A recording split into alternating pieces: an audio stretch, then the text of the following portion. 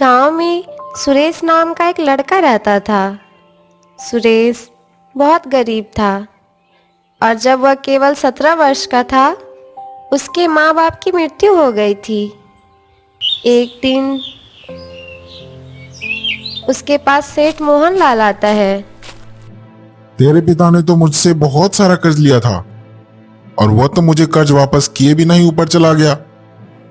तू बता, मुझे कैसे पैसे वापस लौटाएगा?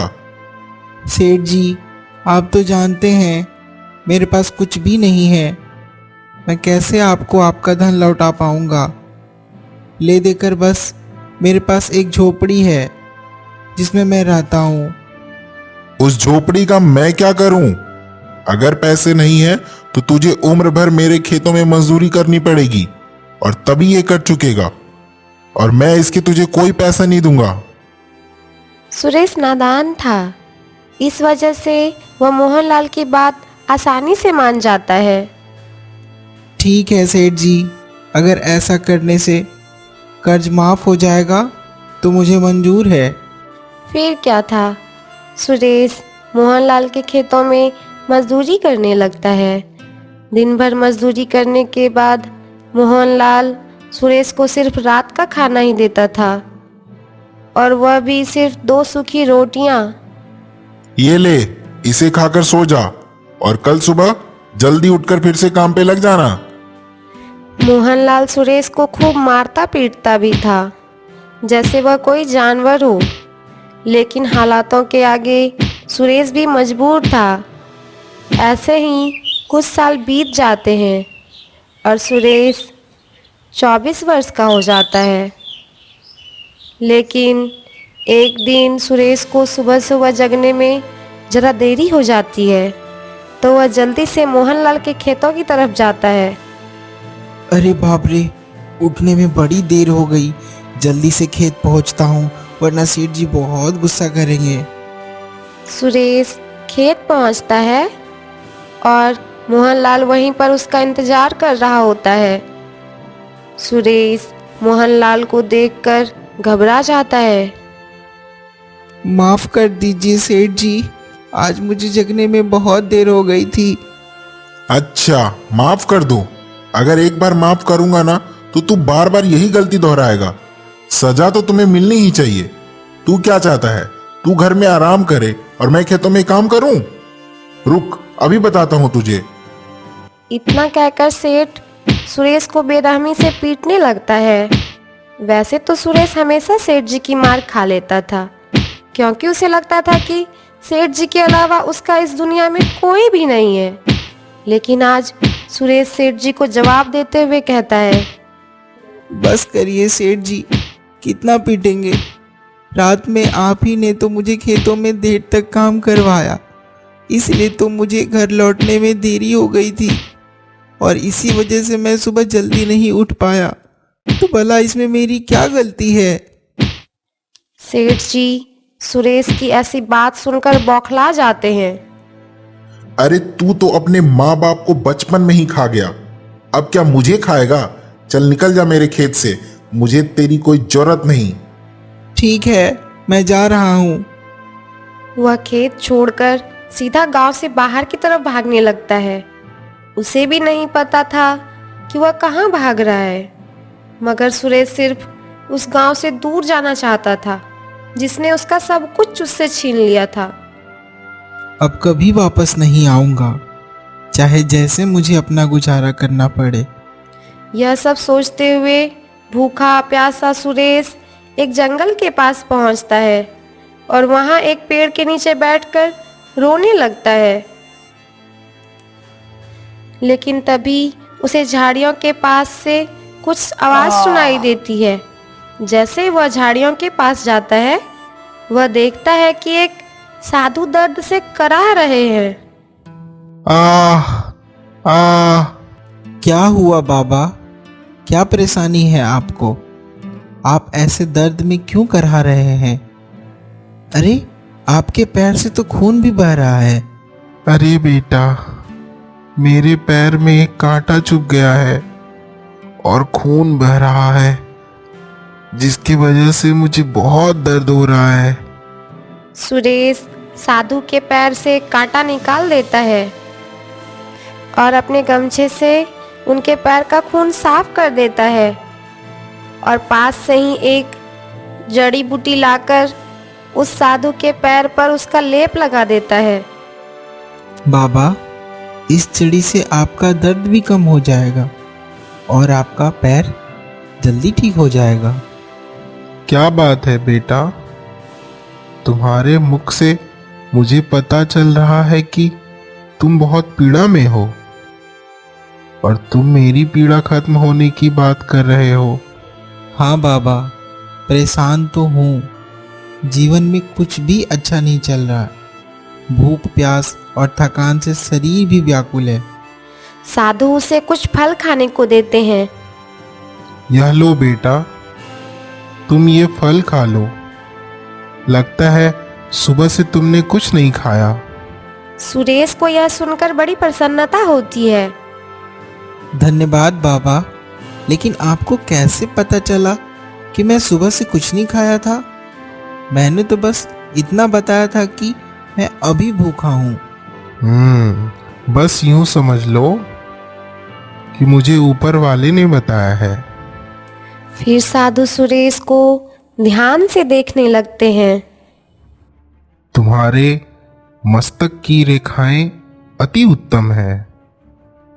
ऐसी रेखाएं तो सिर्फ राजाओं महाराजाओं की होती है। तुम बहुत किस्मत वाले हो। मैं तो बहुत बदनसीब हूँ बाबा। मेरी ऐसी किस्मत कहाँ। बचपन में ही मेरे माता पिता गुजर गए। मेरा इस दुनिया में कोई नहीं है। मेरी जैसी किस्मत भगवान किसी को ना दे।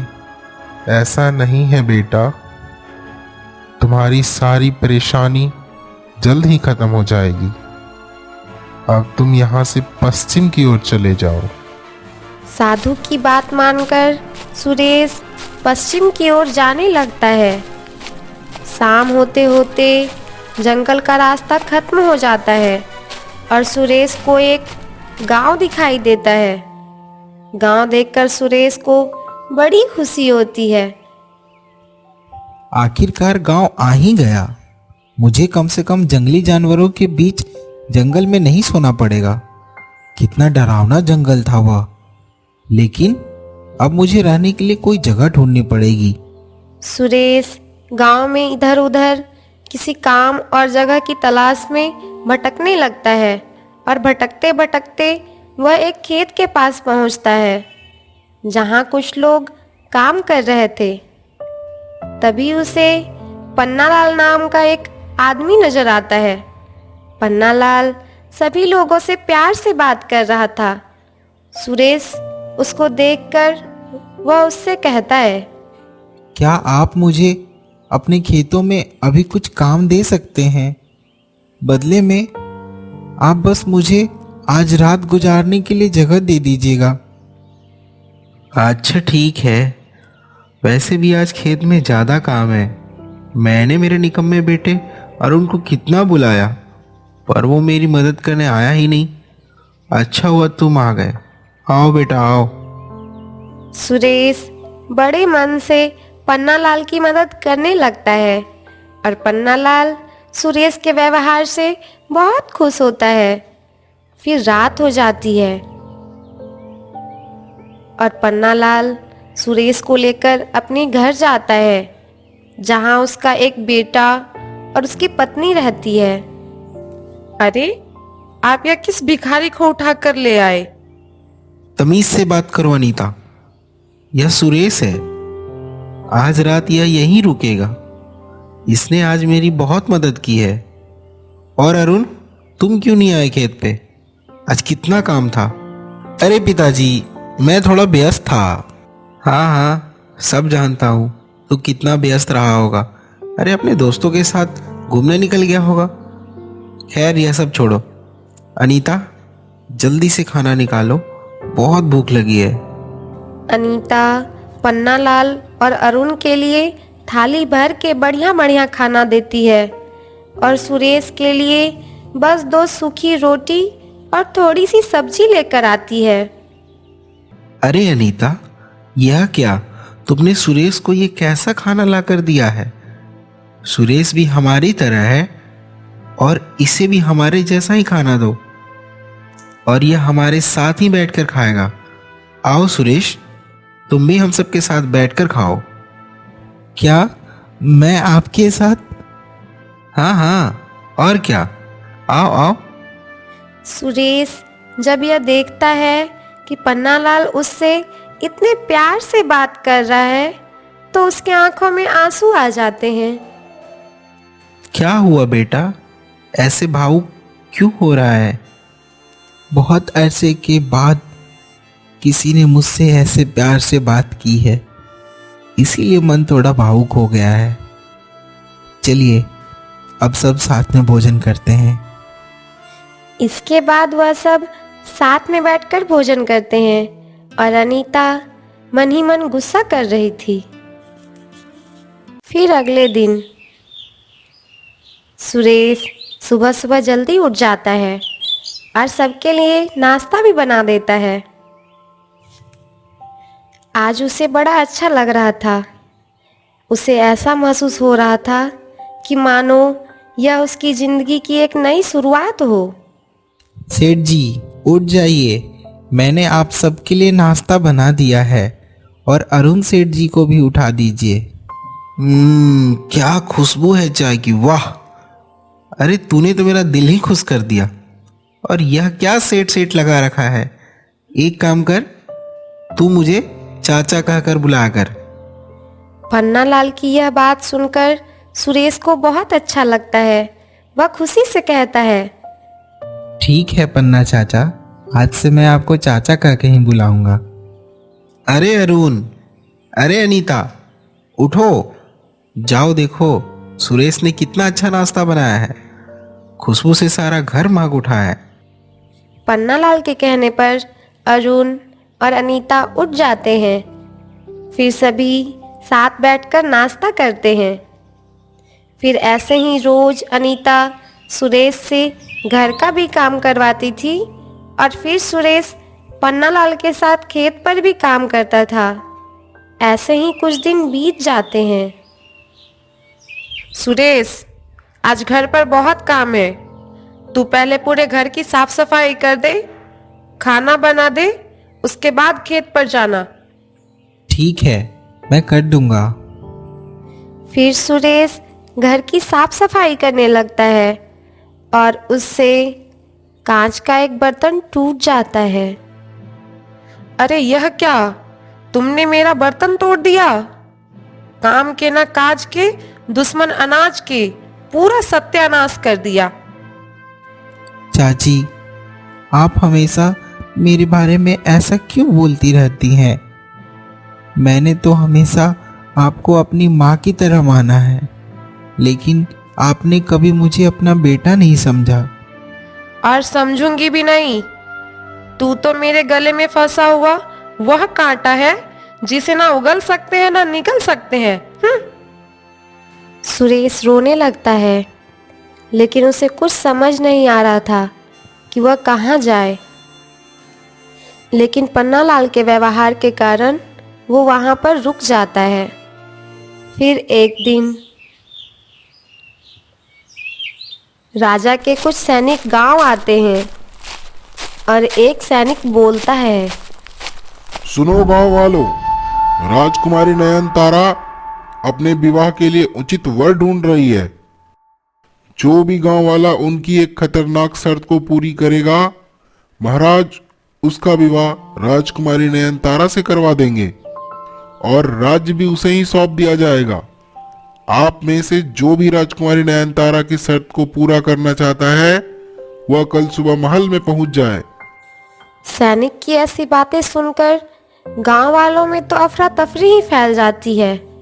कई नौजवान राजकुमार बनने के लालच में राजकुमारी की शर्त पूरी करने का फैसला कर लेते हैं, लेकिन उन्हें यह तक पता नहीं था कि राजकुमारी की शर्त थी क्या। बताओ, सब लोग अब राजकुमारी की शर्त पूरा करने की सोच रहे हैं। ना जाने वो कौन खुशनसीब होगा जिसकी तकदीर बदल जाएगी। जब अनीता यह बात सुनती है तो वह भी अपने बेटे को कहती है, अरे अरुण, अरे क्यों ना तू कल महल में जाकर एक बार अपनी किस्मत आजमा ले। अरे तू तो मेरा राजा बेटा है, क्या पता राजकुमारी तुझे देखते ही पसंद कर ले। अरे ठीक है माँ, मैं कल चला जाऊंगा। अरे क्या मालूम राजकुमारी मुझे देखते ही शर्त वर्त भूल जाए और मुझसे विवाह करने के लिए तैयार हो जाए। उनका मुझ जैसे नौजवान पर फिदा हो जाना कोई बड़ी बात तो है नहीं। ख्याली पुलाव पकाना तो कोई तुमसे सीखे बेटा। असल जीवन में बिना कठिन परिश्रम के हमें कुछ नहीं मिलता। जी हाँ, आपने बिल्कुल सही कहा चाचा, मैंने भी जीवन में यही सीखा है। तू यह सब रहने दे, तू तो बस जाकर खेत में काम कर। तेरे बस की बात नहीं है यह सब, अब जा। तू अनीता की बातों पे ध्यान मत दो सुरेश। तुम भी अरुण के साथ कल महल चले जाना, क्या पता तुम्हारा भी भाग्य चमक जाए या फिर तुम्हें वहां कोई अच्छी नौकरी ही मिल जाए। चाचा, मुझे अब अपनी किस्मत पर तो बिल्कुल भी भरोसा नहीं है, कहाँ राजकुमारी और कहाँ मैं। लेकिन हाँ, शायद मुझे वहाँ कोई नौकरी मिल जाए। अगले दिन सुरेश अरुण के साथ महल जाने के लिए निकल जाता है। वह देखता है कि गांव के कई लोग महल की तरफ जा रहे थे, क्योंकि सबके मन में राजकुमारी से विवाह करने का लालच था। देख रहे हो कुंदन भाई, इतनी भीड़ महल की तरफ तेजी के साथ जा रही है। हर एक आदमी के मन में बस राजकुमारी से विवाह करने का ख्याल है। हाँ, देखो कि किसकी किस्मत चमकेगी आज। थोड़ा चलने के बाद सभी गांव वाले महल पहुंच जाते हैं। वहां पर महाराज अपनी बेटी राजकुमारी नयनतारा के साथ हैं। जैसे ही सभी गांव वाले और साथ साथ दूसरे राज्य के राजकुमार वहां उपस्थित हो जाते हैं, राजकुमारी कहती है, आप सब मेरी बात ध्यान से सुनिए। जैसा कि मैंने कहा था, मेरी एक शर्त है और उसे जो भी पूरा करेगा मैं उससे ही विवाह करूंगी। आप सब ने हमारे राज्य के दक्षिणी सीमा पर आतंक मचाने वाले कचम्भासुर के बारे में तो सुना ही होगा। वह सिर्फ हमारे राज्य में ही नहीं, आसपास के सभी राज्यों में अपना आतंक मचाए हुए है। हमारे राज्य के दक्षिणी सीमा के आसपास के सभी गांव के लोगों को मारा है। आप में से जो भी मुझसे विवाह करना चाहता है, उसे उस राक्षस से लड़ना होगा और उसे मारना होगा। जैसे ही सभा में उपस्थित सभी लोग राजकुमारी की ऐसी शर्त सुनते हैं, आधी सभा तो अपने आप ही खाली हो जाती है। कई गांव वाले और राजकुमार तो अपने घर वापस चले जाते हैं। अरुण भी डर के मारे वापस जाने लगता है, लेकिन सुरेश अरुण से कहता है, अगर आप यहाँ तक आए हैं तो आपको एक बार कोशिश जरूर करनी चाहिए ना। जरूर राजकुमारी ने ऐसी शर्त इसलिए रखी है क्योंकि इसके पीछे कोई राज है। सुरेश और अरुण भीड़ में काफी पीछे खड़े थे, इसलिए उन्हें राजकुमारी ठीक से दिखाई तक नहीं दे रही थी। लेकिन जैसे ही सभा खाली होने लगती है, सुरेश को राजकुमारी नयनतारा दिखती है, जो इतनी खूबसूरत थी कि सुरेश उन्हें देखते ही रह जाता है। लेकिन अरुण उसका हाथ छुड़ाकर बाकी लोगों के साथ बाहर चला जाता है। अब सभा में कुछ गिने चुने लोग ही रह गए थे। लगता है तुम्हें विवाह करना ही नहीं है, लेकिन चलो हम इन्हें अपने राज्य के दक्षिण सीमा पर भेज देते हैं। क्या पता इनमें से कोई तुम्हारा होने वाला राजकुमार हो। यह नामुमकिन है पिताजी। ऐसा कोई वीर आज तक इस धरती पर जन्मा ही नहीं जिसमें इतनी हिम्मत हो जो मेरी शर्त पूरी कर सके। जो लोग बचे थे उन्हें लेकर सैनिक राजा और राजकुमारी दक्षिणी सीमा की ओर जाते हैं और रास्ते में सुरेश को वही साधु मिलता है जिसने उसे किस्मत वाला बताया था। अरे बाबा, आप यहाँ? आप मुझे आशीर्वाद दीजिए कि मैं उस राक्षस को हराकर राजकुमारी की शर्त को पूरा कर सकूं। मेरा आशीर्वाद हमेशा तुम्हारे साथ है बेटा, लेकिन कचम्बासुर को हराना इतना आसान नहीं है। उसे हराने के लिए उसके गले में जो हार है, सबसे पहले उसे तोड़ना पड़ेगा। उसकी सारी शक्ति उसी हार में है। फिर सुरेश दक्षिणी सीमा पर पहुंच जाता है जहां कचम्बासुर रहता है। कचम्बासुर को देखते ही लोगों की सिट्टी बिट्टी गुम हो जाती है, मगर सुरेश की नज़र तो राजकुमारी से हट ही नहीं रही थी। अब मेरे पास खोने को है ही क्या? वैसे भी मेरी पूरी जिंदगी इतनी खराब भी थी, कौन ही मेरा घर पे इंतजार कर रहा होगा। इसीलिए मैं एक बार यह शर्त पूरी करने की कोशिश ज़रूर करूँगा। क्या पता मेरा भाग सचमुच में चमक जाए।